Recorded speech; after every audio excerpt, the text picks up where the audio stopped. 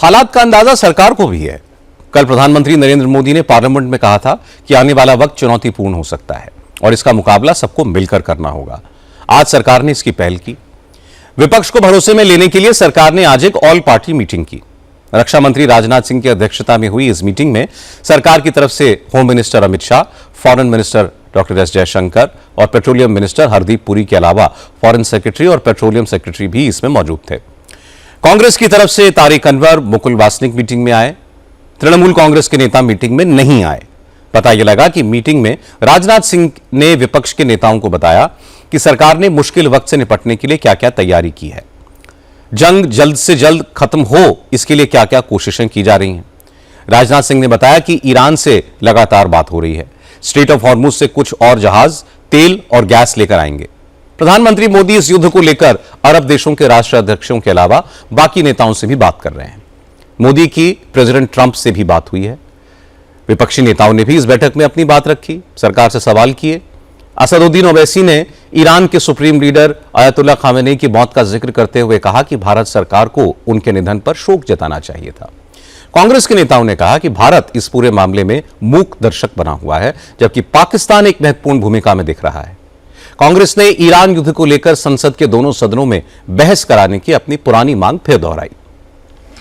बहुत से इशू ऐसे थे जिस पर उनका जवाब संतोषजनक नहीं था।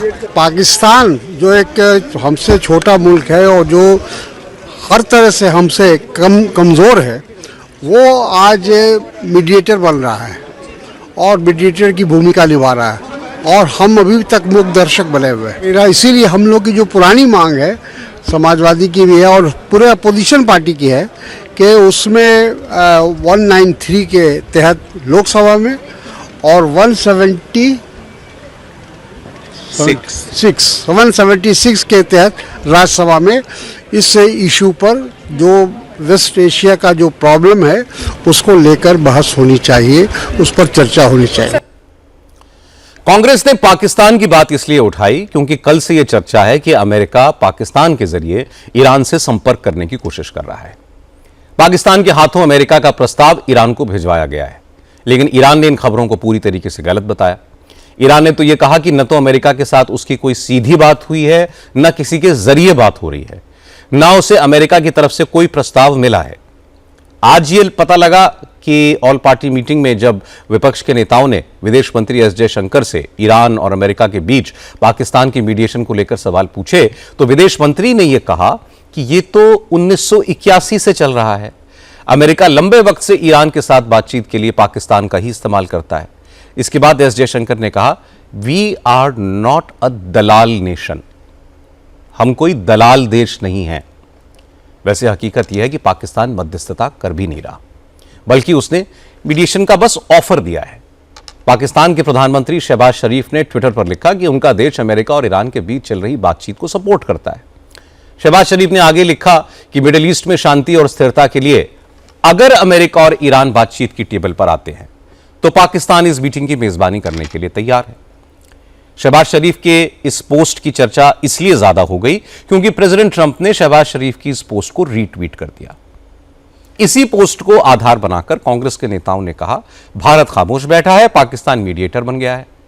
आज ऑल पार्टी मीटिंग में कांग्रेस मिडिल ईस्ट के हालात पर पार्लियामेंट में चर्चा कराने की मांग भी कर रही थी, लेकिन फिलहाल सरकार ने इसका कोई जवाब नहीं दिया है। मीटिंग के बाद संसदीय कार्य किरण रिजिजू ने यह दावा किया कि ऑल पार्टी मीटिंग में सरकार ने सारे हालात के बारे में डिटेल में जानकारी दी है, सारी पार्टियों के नेताओं के सवालों के जवाब दिए हैं और विपक्ष ने भी सरकार के साथ खड़े होने का वादा किया है। सारे विपक्ष ने जो सवाल की और जो जानकारी प्राप्त करना चाहा, सरकार ने जवाब दिया और अंत में सारे विपक्ष के साथियों ने ये कहा है कि संकट के इस घड़ी में सरकार जो फैसला करेंगे, जैसे परिस्थिति है उसके हिसाब से कदम उठाएंगे, तो सब एकजुट होकर के साथ देंगे, ये सबने कहा है। ये अच्छी बात है कि प्रधानमंत्री जी चाहते थे कि हम ऑल पार्टी मीटिंग बुलाएं और सभी पार्टी के लोगों ने अपने प्रतिनिधि के साथ में मीटिंग में हिस्सा लिया और आगे का जो आश्वासन सरकार ने कदम उठाया जितना बताया, मैं मानता हूं कि इससे काफी जो भी विपक्ष का मांग थी कि इस तरह का जानकारी देना चाहिए, वो भी पर्याप्त रूप से सरकार ने आज जानकारी दिया है।